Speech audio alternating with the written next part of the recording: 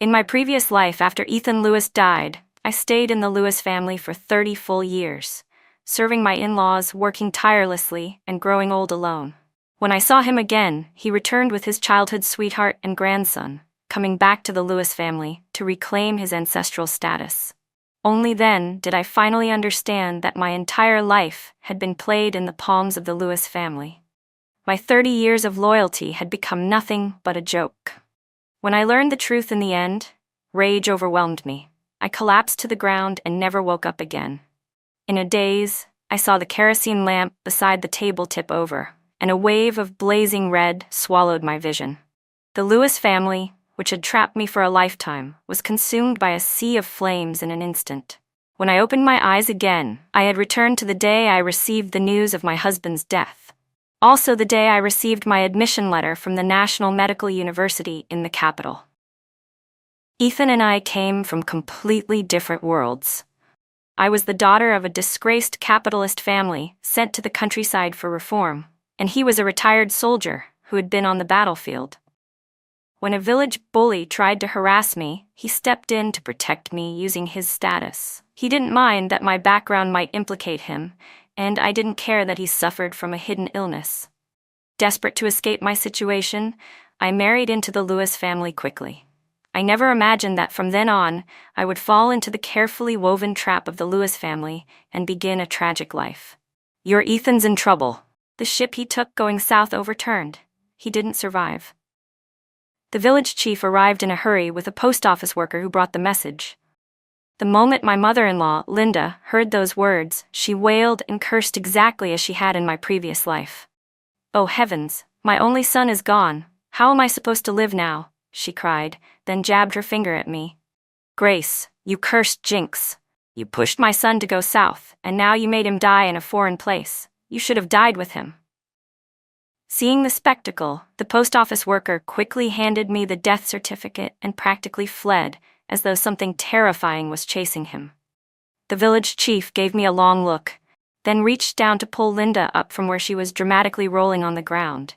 With a heavy sigh, he said, "Grace, my condolences. Life still has to go on."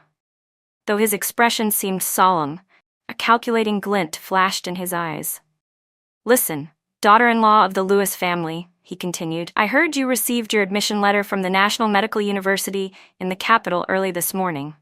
Normally that would be great news, but now that Ethan is gone, if you leave home to study, you'll be abandoning Linda and old Mr. Lewis, who's paralyzed in bed. Isn't that basically forcing them to die?" Hearing the exact same moral coercion I suffered in my previous life, I couldn't help but let out a cold, mocking smile. Linda caught sight of it and snapped viciously. "She wouldn't dare. She caused my son's death, so she must stay in the Lewis family and atone for it. She'll take care of us, honor Ethan on his behalf, and stay right here. Grace Lewis, you'd better give up those ridiculous dreams. You're not going anywhere. Your husband died, and you don't even shed a tear. How unfortunate my son was to marry such a heartless woman." Then Linda looked toward the village chief, her tone suddenly shifting. "Brother Lee, now that Ethan, the pillar of this family, is gone, we'll have to rely on you to look after Grace. That admission spot shouldn't be wasted. Why don't you let your granddaughter Lily take her place and go to school instead?" The village chief couldn't hide the delight on his face. "Then I'll thank you on behalf of Lily. Don't worry. From now on, the Lewis family's matters are the Lee family's matters." "Oomph," Linda scoffed. "We'll practically be one family soon. Of course, the Lewis family's matters will be the Lee family's matters." I watched their clumsy performance with complete calm. If I hadn't returned to this day with the memories of my previous life, I would have been deceived by every single one of them again. Just like before. Feeling guilty and ashamed, I ended up giving away my chance to attend college and willingly stayed in the Lewis family to atone. In my previous life, I was so drowned in the grief of Ethan's death that I didn't pay attention to the expressions and intentions of the people around me, and that was why I failed to see their schemes. I fell straight into the trap they had carefully set for me. But heaven had eyes and granted me another chance, this time letting me witness clearly how they tried to lure me step by step. Unfortunately for them, They were bound to be disappointed now. I watched as Linda, just like in my previous life, took out my college admission letter. The moment she tried to hand it to the village chief, I moved faster and snatched the envelope from her hand. I threw it directly into the stove I had prepared in the yard. The envelope caught the flames instantly, burning to ashes, and so did their dream of having Lily take my place and attend college. While they were still frozen in shock, unable to react, I pretended to cry in heartbreak and ran out of the Lewis family home, running far away down the road. Only then did I hear Linda's shrill cry behind me. "What a disaster! What are we going to do now, Brother Lee?" I let out a quiet, cold laugh in my heart. The real show was only beginning. There was no need to rush. These people's so-called blessings were all waiting ahead of them. Without wasting another thought, I quickened my pace and ran to the township government office. Holding Ethan's death certificate, I requested to dissolve the marriage. The clerk looked at me impatiently, as if she found it disgraceful that a woman whose husband had just died was so eager to cut ties with his family. But after searching through the records again and again, her expression shifted from annoyance to a stunned kind of disbelief. "Comrade, may I confirm something? Are you sure your name is Grace Sue?" Even though I didn't understand why she asked, I nodded cooperatively. Her doubtful expression instantly softened into sympathy. "Comrade Ethan Lewis is indeed registered as married here, but the spouse recorded is Lily Lee. Also, we have no record of you ever being registered as married." At her words, I froze for a moment. But seeing the sympathy in her eyes, everything became painfully clear in an instant. Still, to avoid any unexpected complications in breaking free from the Lewis family, I double-checked. "Comrade, just to confirm, this is Ethan Lewis from Lee Village in Singlong Township, correct?" The clerk patiently replied, "Yes. According to our files, Ethan Lewis from Lee Village and Lily Lee from the same village registered their marriage on September 5, 1979. That was the day before Ethan and I held our wedding ceremony, so Ethan had been lying to me from the very beginning. No wonder he never allowed me to see the marriage certificate, always saying it was an important document he had to keep himself. He was afraid I would learn the truth and refused to serve the Lewis family so obediently. Thinking of it now, everything suddenly made sense. No wonder in my previous life, Lily appeared before me without a hint of guilt, bringing along her 2 children, and even her grandchildren, and said that ridiculous line, "I was never the other woman." What a joke. 2 lifetimes, and it turns out I had never had anything to do with Ethan Lewis, or with the Lewis family, the people who had crushed me my entire life. After thanking the clerk, I turned and left without hesitation. I boarded the return bus and sat quietly, looking at my hands, no longer old and worn, but young and smooth again. And then, at the admission letter from the National Medical University that I had hidden inside my clothes beforehand, I couldn't help but cry and laugh at the same time. The moment I realized I had been reborn, I grabbed the admission letter and went to the village committee to request an introduction letter, waiting only for the death certificate to arrive so I could legally dissolve this disgusting marriage. Then, right in front of the village chief and Linda, I pretended to burn the admission letter, ruining their scheme entirely. Things hadn't gone exactly the way I planned, but the outcome was still good. Now that I had completely escaped the Lewis family, that place that devoured people without spitting out their bones, the feeling of rebirth finally became real. Only now did I finally have the time and the calm to sort out the details, to peel back the layers, and uncover the real truth behind this entire scheme. Back in 1979, after I married Ethan Lewis, I finally had the opportunity to take the college entrance exam. I was very grateful to him for that. So in 1980, when the country pushed its reform policies further and Ethan became eager to go out into the world to try his luck, I took out everything I had to support him. At first, Linda cried and screamed, refusing to let Ethan leave home, leaving him helpless and causing him to give up temporarily. His spirit dimmed, but every time he saw others in the village venture out and carve a future for themselves, he couldn't hide his disappointment or unwillingness. I noticed everything and secretly worried on his behalf. One day after I finished taking the exam, he came to me in private. "Grace," he said softly. I feel like this is my chance to turn my life around.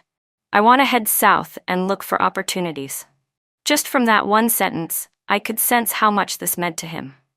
I didn't want him to spend his whole life living with regret. So foolishly and wholeheartedly I promised him, Ethan, go. Do your best. Don't worry about home, I'll take care of everything. Once I receive my admission letter, I'll take my parents with me to the capital. Ethan held my hand tightly. Grace, thank you for supporting me like this. I won't let you down. I'll work hard to make something of myself, worthy of our future Dr. Grace. That night, under my cover, Ethan packed his belongings and slipped out of the house, leaving behind a letter. I never expected that on the 5th day after he left, I would receive the news of his death. The ship he boarded to head south ran into sudden extreme weather the very next day. Under torrential rain, it was dragged into a violent whirlpool and capsized. No one survived. In my previous life, I didn't know it was all a scheme. I simply thought that my in-laws had always disliked me for encouraging Ethan to leave home.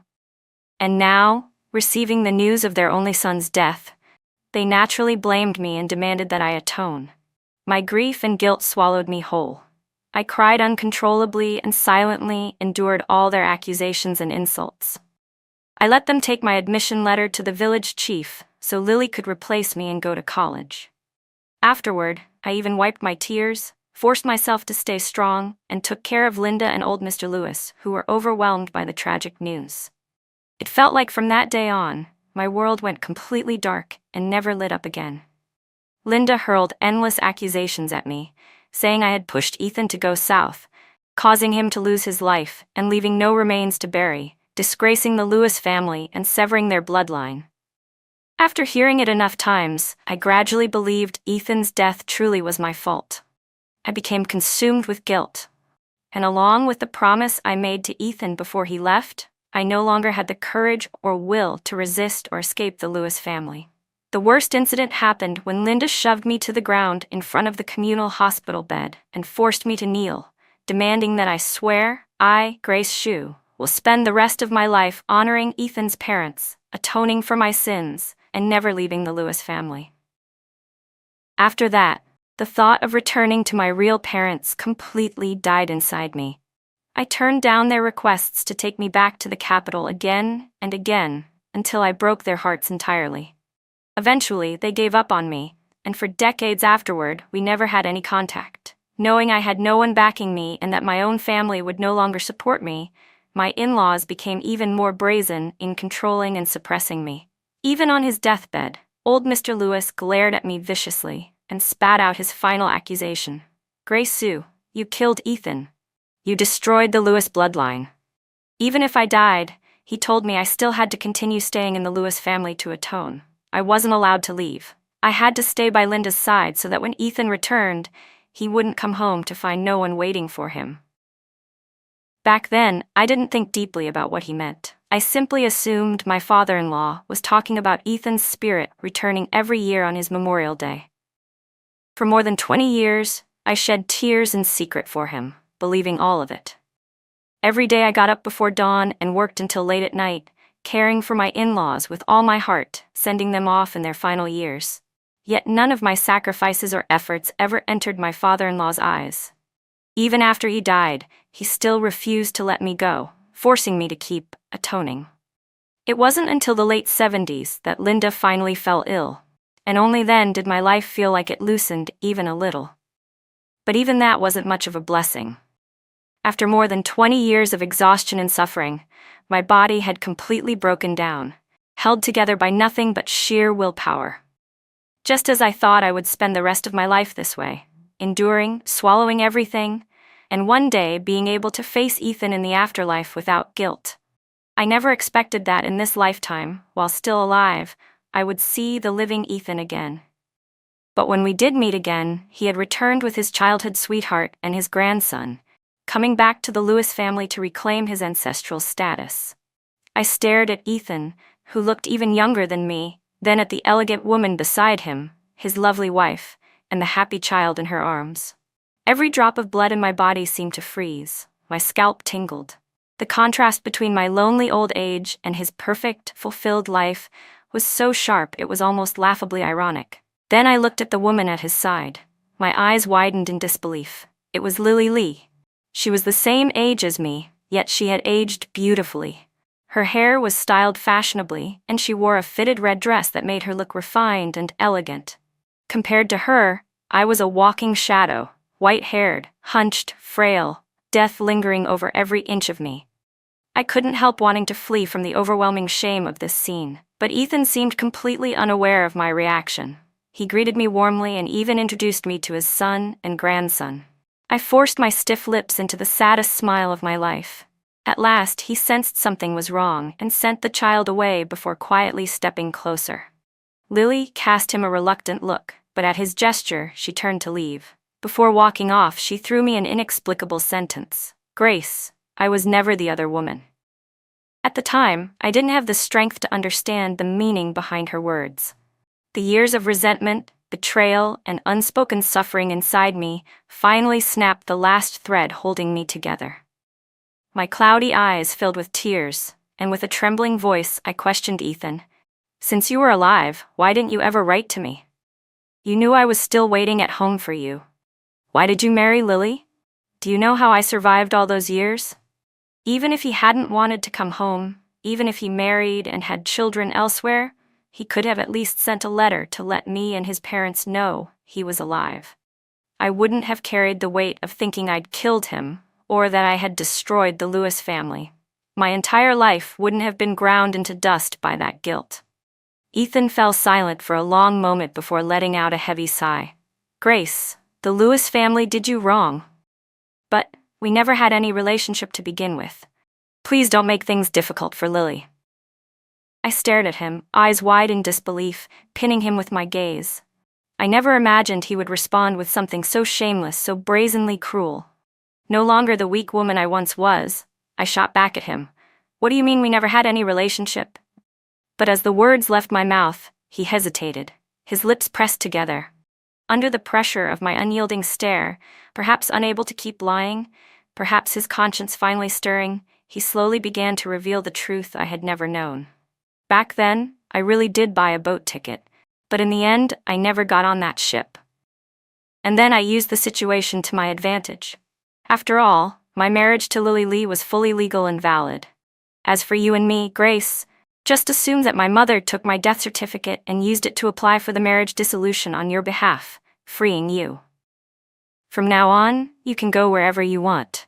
If you want to stay in the Lewis family, Lily and I wouldn't be so heartless. We wouldn't kick you out." When he finished speaking, I couldn't control my body anymore. I started trembling all over. What did he mean by just assume? What did he mean by saying I was free to go wherever I wanted? How did he even have the face to say he wouldn't kick me out? Before I could tear apart all the holes in his story, something far more horrifying surfaced from between his half-truths. My in-laws had known everything. They had known from the beginning. They knew their son was still alive. They knew the Lewis bloodline was secure. And taking advantage of the situation, they quietly obtained proof of marriage dissolution so Ethan could marry Lily and build a perfect life. At the same time, they hid the truth from me, using Ethan's death to crush me, watching me drown in sorrow, guilt, and despair, willingly becoming their servant. They let me break my body for them because it allowed them to enjoy meticulous care for more than 20 years. Ethan could chase his dreams without any worries, and the Lewis family wouldn't miss the chance to fill their house with children. What a perfectly calculated plan. As the realization hit me, my cloudy eyes widened in disbelief, and my voice trembled as I asked, "Didn't you say you were infertile? Where did the son and grandson come from?" Ethan's gaze flickered, and he stayed silent for a long moment. "Just think of it as, Lily cured me. A whole family of liars. They hid everything from me so well." My vision went blood red as I stared at Ethan. "Cured Ethan? Really? Fine. Let's assume that's true. Then why didn't you come back sooner? Let me guess. You were afraid that without me, your paralyzed father-in-law and your proud, lazy mother-in-law would have no one to look after them, right? You people from the Lewis family are truly heartless. You tricked me so horribly. Aren't you afraid of divine retribution?" Ethan's expression changed over and over, as if I had stabbed right into his guilt. Grace Shu, strictly speaking, you and I no longer have any relationship, but since you took care of my parents for so many years, I can compensate you. You can continue living in the Lewis family home. I'll send you money every month, but don't ask for anything else. He even gave me a final, pitying glance, like tossing scraps to a stray dog, before telling me to leave. I stood there in a daze for a long time, so long that the sky grew dark. Only then did I force my stiff legs to move and walk into the inner room. Using every bit of strength I had left, I smashed open the chest my in-laws guarded like treasure, never allowing me near. Inside I found money, ration coupons, meat coupons, and, most shockingly, stacks of letters and photographs. The first photos were of Ethan and Lily together, then of the 3 of them, then 4 of them. My fingers trembled uncontrollably as I held them. Each photo mocked me, mocked how ridiculous all my sacrifices had been. Then came the letters. I read them one by one, and with every line, my heart grew colder. They had been in frequent contact for years, and I had never noticed a thing. The letters were filled with their schemes and their disdain for me. And the worst part, the part I couldn't forgive, was discovering that Ethan had secretly brought Lily back several times over the years. After seeing that I was taking good care of his parents, he left again without hesitation, returning to his business and his real family. He even went as far as to... All the letters between them had been sent directly to Village Chief Lee's house, and then he would take the chance to bring them over and deliver them to Linda. After finishing the last letter, something inside me snapped. No wonder there were several times when that calculating, harsh mother-in-law of mine suddenly gave me movie tickets, telling me to go into town to relax. I had foolishly assumed it was her conscience finally softening. But it was all arranged ahead of time. They were afraid I might run into Ethan and Lily face to face and expose the truth, ruining their perfect plan and refusing to serve them any longer. Once I understood all of this, the fury and heartbreak overwhelmed me. I collapsed to the floor and never woke up again. I hated them. God, I hated them. I had devoted my entire life to caring for my in-laws, but from beginning to end, all they gave me in return was betrayal. In my final moments, I vaguely saw the kerosene lamp tip over beside the table, flames exploding in front of my eyes, devouring the Lewis family that had trapped me for a lifetime. Good, I thought. Let everything burn to ashes. I jolted awake. The phantom heat of the flames still lingered on my skin, making my breath hitch. The memories of my previous life felt too real, as if I had walked through hell all over again. The road beneath the bus swayed gently, enough to lull anyone to sleep, but my mind only grew clearer and sharper. After thinking deeply, I felt that something was off, something I had overlooked. A sense of unease kept digging into me. I felt the truth was far more brutal than what Ethan had told me in my previous life. Back then, Ethan married me and claimed he had a medical condition. He never touched me, and I never forced the issue. But now, thinking back, what condition? What cure? He had been sleeping with Lily all along. Strictly speaking, Lily was already his wife. Mine was just a fake marriage staged for their convenience. Wait, something flashed through my mind, and I found myself piecing things together. It seemed Ethan only started appearing around me after his father became paralyzed. He helped me again and again, guiding me from the shadows, so that even though I knew he was sick, I still willingly married into the Lewis family to live like a widow. So the marriage had been calculated from the beginning. On one hand, before being sent down to the countryside, I had studied medicine. Whenever any of the educated youths got sick, they always came to me for treatment. And at that time, Ethan's father suddenly became bedridden, paralyzed, seriously ill, in need of long-term care. On the other hand, the college entrance exam had just been reinstated in '77, and I had been desperately looking for textbooks everywhere to prepare for the exam. The college entrance exam was the perfect opportunity for Lily to replace me and attend university. At that time, a group of educated youths lived together. There were no secrets. If someone paid attention, it was easy for Ethan to gather information about me. So I had long been targeted by this group of blood-sucking monsters. Realizing this, a wave of cold sweat washed over me. No wonder Village Chief Lee and my mother-in-law, Linda Lewis, always happened to appear near the educated youth camp. And although Ethan and Lily had grown up as lovers, inseparable since childhood, they suddenly split, not long after Ethan's father became paralyzed. They had already chosen their free live-in caretaker. To reassure Lily, Ethan secretly married her first, registering their marriage legally. And I was the unlucky fool they carefully picked out, waiting only for the right moment. Then, Ethan would fake his death and disappear, letting Lily replace me to attend college, and the two of them would fly off together to start their real life. What an elaborate setup, every step leading into the next, perfectly constructed. And I, so stupid, so pitiful, was used up and discarded, my entire life woven neatly into the Lewis family's calculations so they could prosper while I rotted. The more I recalled the past, the redder my vision became. Compared to Ethan, I hated my in-laws even more.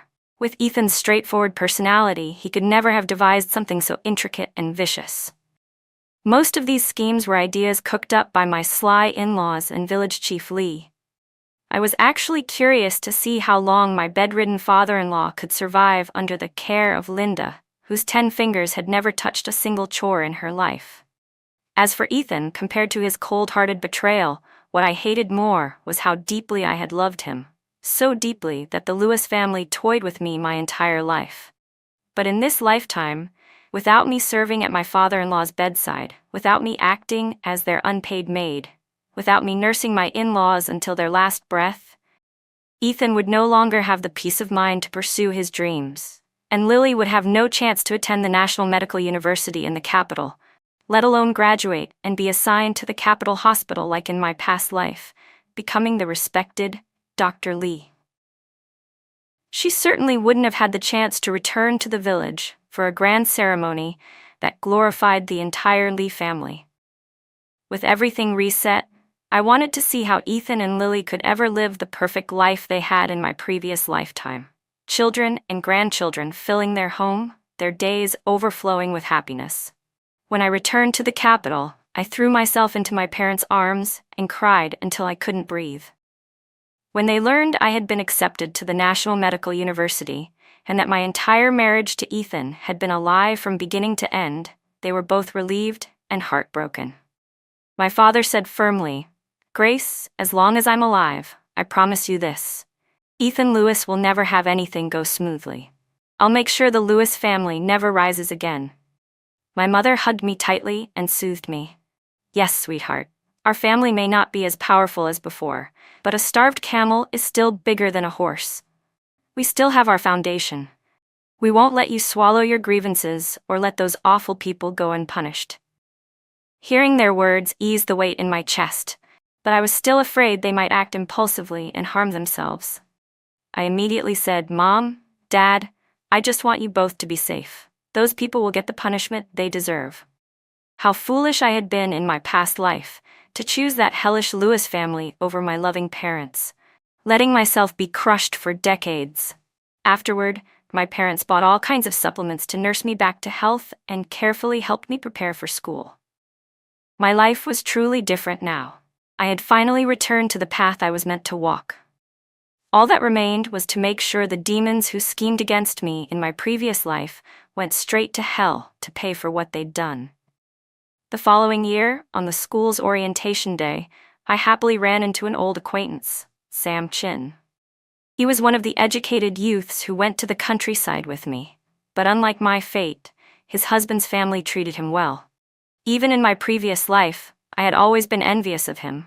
In this life, just like before, with his in-laws, full support, he managed to get into the capital from Lee Village. "Grace, it really is you," he exclaimed. "You know what? Your husband Ethan isn't dead, but your father-in-law is."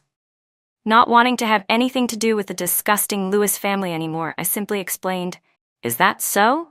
Well, I thought Ethan truly died back then. And since my in-laws never treated me well, and Ethan and I never registered our marriage, I had nothing to do with the Lewis family." So I went straight back to my parents. Sam picked up on the hidden meaning in my words and scratched his head awkwardly. "Sorry, Grace, I didn't know." I smiled and waved it off. "It's fine." Then, pretending to be puzzled, I asked, "When I left the Lewis family, old Mr. Lewis's condition was stabilized. How did he end up dead?"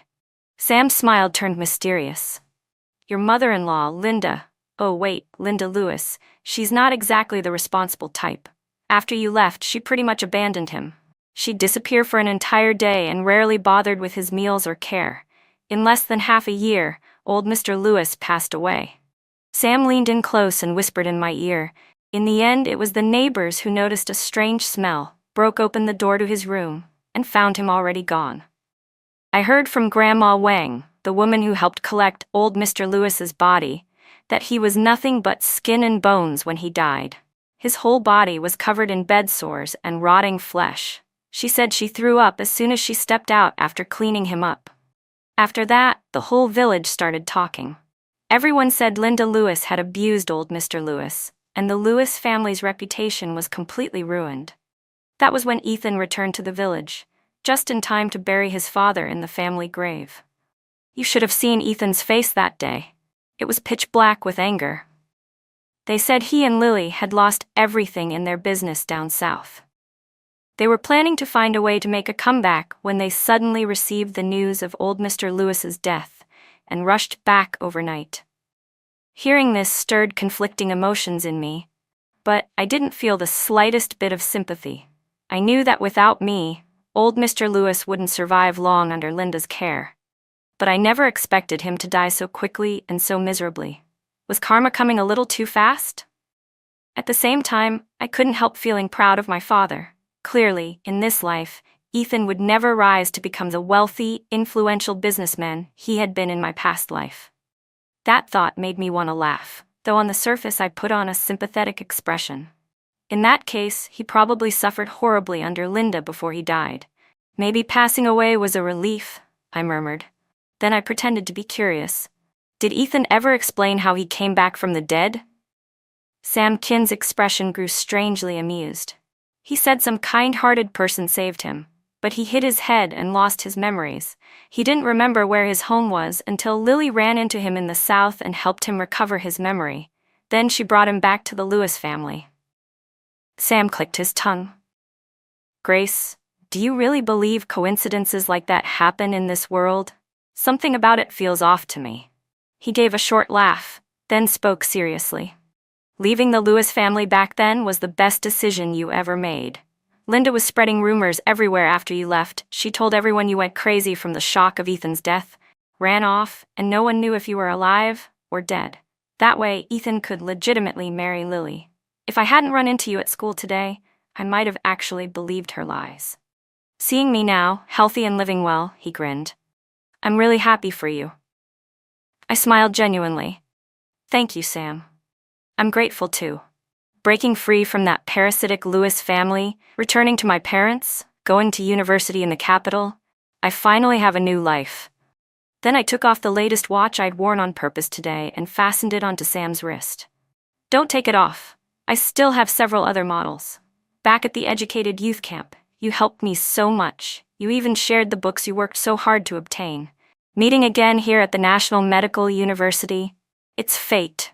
You have to accept this late thank you gift. Sam stared at the watch in disbelief, excitement creeping into his voice. Grace, this watch costs 200 yuan. It's too expensive. And besides, we helped each other back then. What would it make me if I accepted something like this? He immediately tried to take it off. I held his hand firmly. Fine. Your mother-in-law adores you, right? She'll definitely send you wild mountain products every now and then, so you can help me get some from the village to repay the watch. Now you can accept it with a clear conscience. Sam's whole face lit up as he smiled. All right, I'll write to my mother-in-law as soon as I get back and ask her to prepare extra this month. When it arrives, I'll bring it straight to you. With that, everything fell into place, and the weight on my chest finally eased. This watch had always been my planned compensation for Sam, who would help pass messages for me. If he refused to accept it, I'd have felt guilty.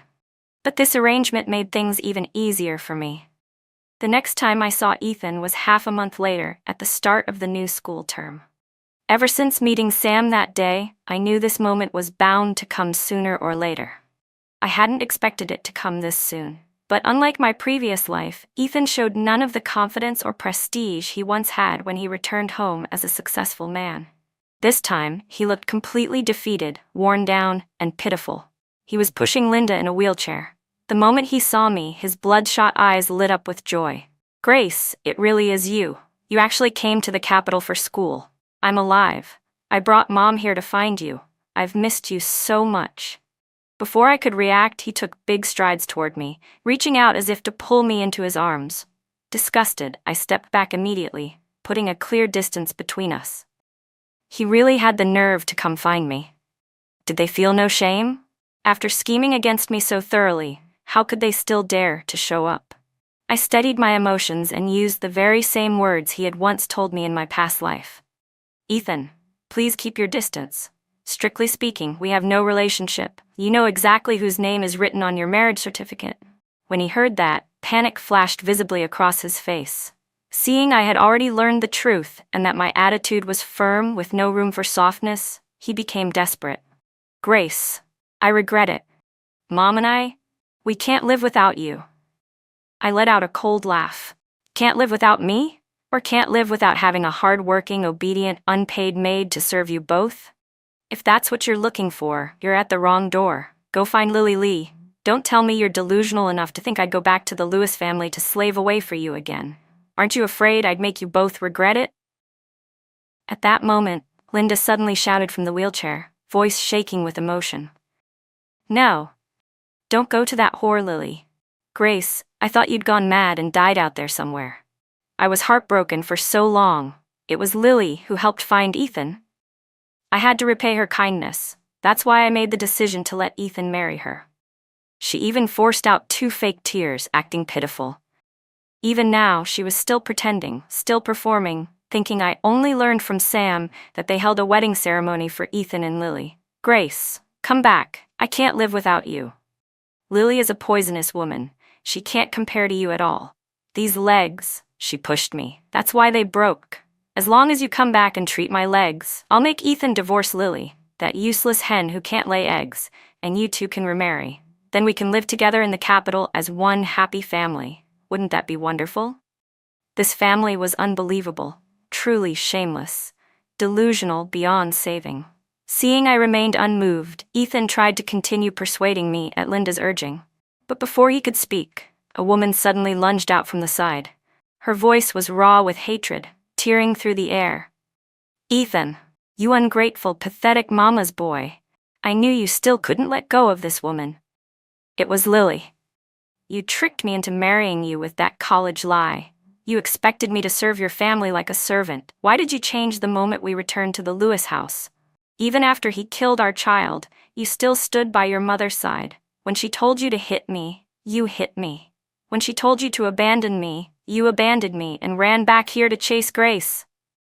She was crying as she screamed, but her hands didn't stop. With each accusation, she stabbed him, hard, again and again. Her movements were swift, almost practiced. Ethan couldn't react at all. Unable to dodge, he was stabbed more than 10 times in rapid succession, collapsing in a pool of blood. I stood there, watching coldly. I had thought they might at least spend a few blissful years together in this life.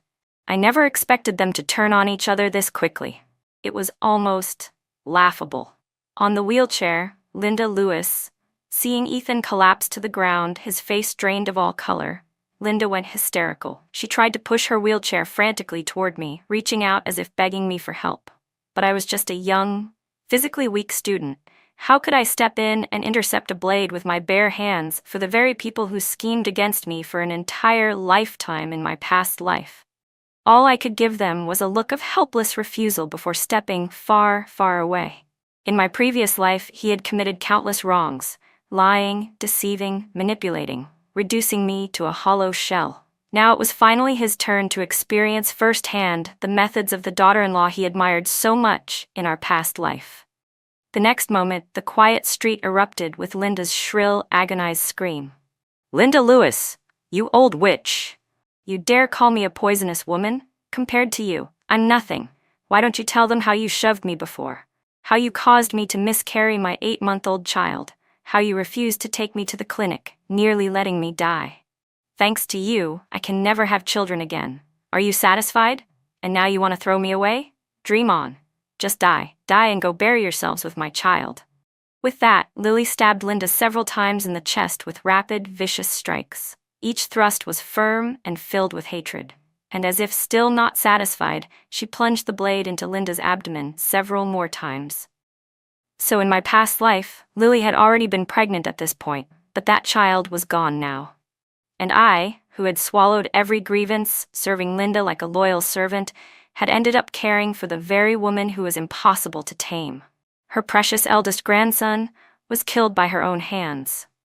Truly, heaven's justice never fails. What goes around comes around.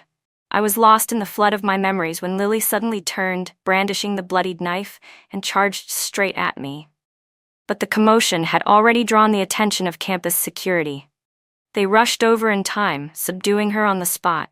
Even after they wrestled the knife from her and pinned her to the ground, she kept screaming, unwilling to stop. "Grace, why? You clearly burned your admission letter. Why are you still here? That spot was supposed to be mine. You burned my admission letter, you filthy woman." Ignoring her madness, I walked straight up to her. She was covered in blood, hair disheveled, looking utterly miserable, nothing like the elegant, dignified woman she had portrayed in my previous life. I looked down at her and said, "Your father, the village chief, wanted you to take my place in college. So I put on a little performance, burned an empty envelope right in front of him. That way he'd give up trying to use me again. And he actually believed it. Isn't that ridiculous?" When I finished speaking, I no longer bothered wasting breath on her. Seeing she was about to hurl more insults, the security guard stuffed his freshly removed sock into her mouth. I couldn't help smiling at the sight of Lily glaring at me with pure hatred. In my past life, after Ethan became paralyzed, her father, the village chief, had refused to let his daughter suffer as a daughter-in-law of the Lewis family. Yet he still conspired with them to ruin my entire life, paving the way for his daughter's bright future. He was hardly innocent. From the moment Ethan and Linda appeared, I had already noticed Lily hiding in the distance. I purposely said those things to make sure she saw the Lewis family's true colors, so she would tear them apart from the inside. But I hadn't expected the Lewis family to already be riddled with wounds of their own making. Lily had just lost her child because of Linda. She had also lost the ability to ever be a mother again. Her heart was already shattered. And then Sam had asked his mother-in-law to send extra mountain goods, which indirectly revealed that I was studying at the National Medical University in the capital and living a wealthy, enviable life. Upon hearing that, Lily must have felt a crushing sense of contrast, believing the Lewis family had lied to her, used her, and ruined her life. She must have thought they had cheated her out of everything she deserved. And as for Linda, once she learned the truth and compared everything side by side, Linda would surely become even more resentful toward Lily, and the two of them would only grow more incompatible as time went on. With Lily's selfish and self-centered nature, she would never let such a perfect opportunity slip by. She would drag Ethan along to beg me to take him back, abandoning Lily, who was now worthless to her and whom she already despised. And as for Ethan, the ever-filial son, he would never dare go against Linda's will. Of course, he would secretly bring her along and come find me. Every one of their actions only deepened Lily's hatred toward this cold, ungrateful mother and son pair. All they needed was one final push from me at the crucial moment. Of course, Lily did not disappoint me. She went far beyond what I had expected. She was vicious, decisive, and ruthless. From the looks of it, Ethan and Lily had never truly loved each other. The Lewis family was still calculating everything down to the last detail, desperately trying to manipulate everyone like pieces on a chessboard. But too bad. This lifetime, I had reclaimed everything that once belonged to me, and Lily had swapped roles with me from my past life. Lily was not someone who would swallow her grievances, and I was no longer the timid, naive woman who could be softened by a few manipulative words from the Lewis family. The tragic ending of Ethan and Linda had already been sealed long before this day came. In the end, Ethan and Linda died on the spot, completely and utterly dead. The Lewis family truly met the fate they had once cursed me with, dying away from home, with their bloodline completely severed. At the police station, Lily confessed everything during interrogation. When I later heard the truth from the officers, truth that aligned almost perfectly with my own deductions. I felt no sadness. I still had one last important task to complete.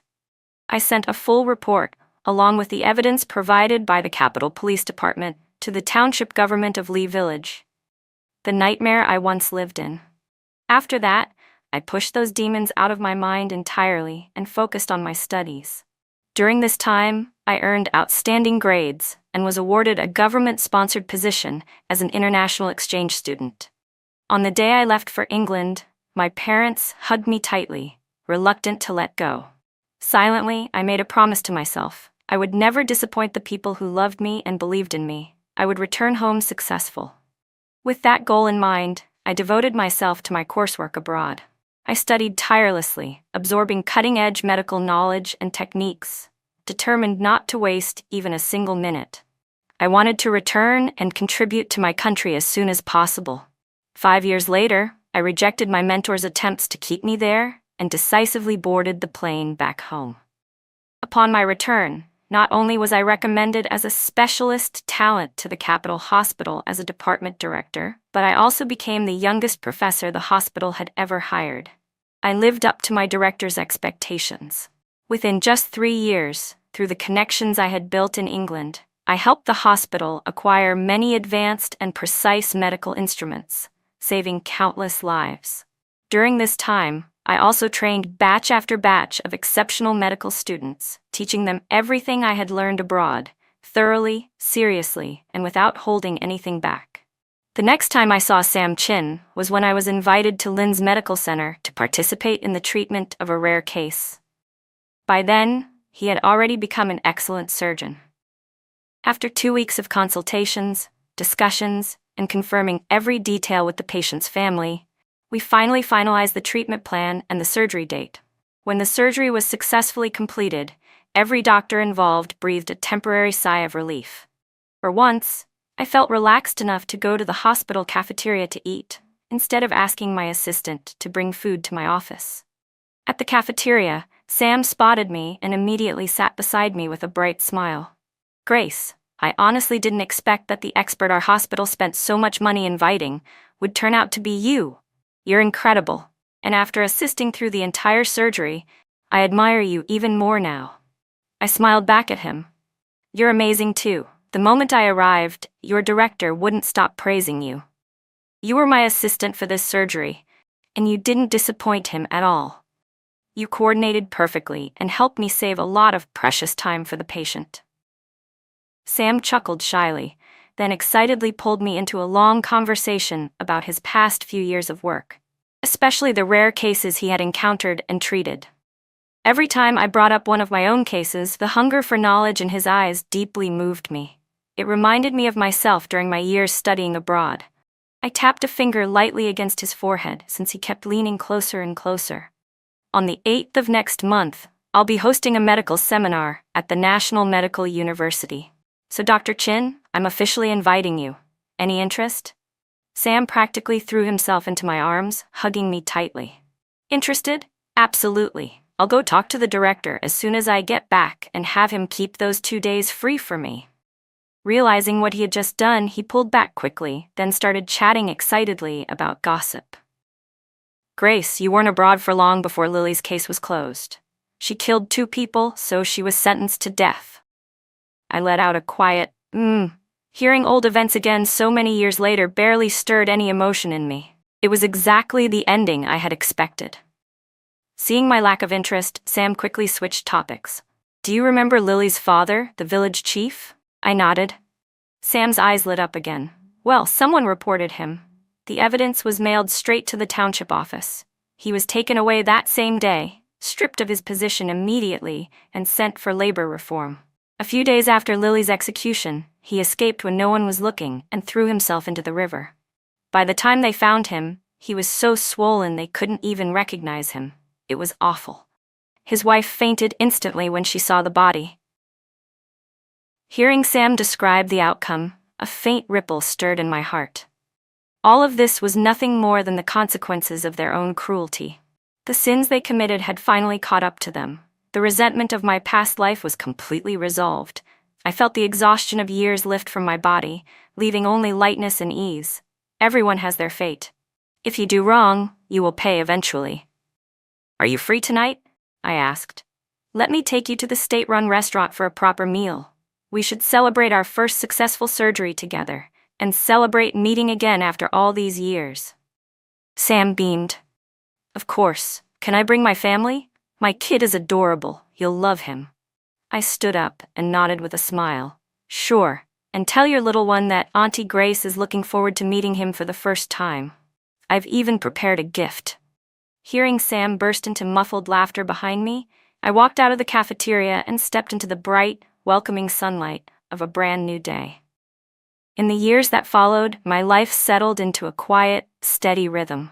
I poured myself into my work, treated every patient with the same compassion I once wished someone had shown me, and guided every young doctor with the patience I had learned the hard way. My days were full of purpose, of people, of healing, and for the first time in 2 lifetimes, I truly felt alive. Sometimes when I walked through the hospital corridor in my white coat, I would catch my reflection in the glass. I no longer saw the timid girl who had once been trapped in the Lewis family's web. Instead, I saw a woman shaped by sorrow, but not defined by it. A woman who had clawed her way out of hell and built herself a new heaven. My parents grew older, but with every holiday I spent with them, every meal shared, every moment of laughter filling our home, I felt a gratitude so deep it humbled me. I safeguarded them with all the strength I had left. They were my anchor in my darkest life, and in this one, I finally became theirs. As for the Lewis family, they became nothing more than distant shadows, names on old documents, whispers from a life that no longer belonged to me. Their fate had played out exactly as it should have. Justice does not always come swiftly, but it always comes. One spring evening, after finishing my shift, I stood on the hospital rooftop and watched the sun dip behind the skyline of the Capitol. The golden light spilled across the city like a promise, warm, steady, full of hope. I closed my eyes and breathed in deeply. This life was mine. No chains, no debts, no ghosts of the past tugging at my heels, just the path I chose, the future I built, and the peace I earned. For the first time, I wasn't surviving. I was truly, completely living. And that, I realized, was the greatest revenge of all.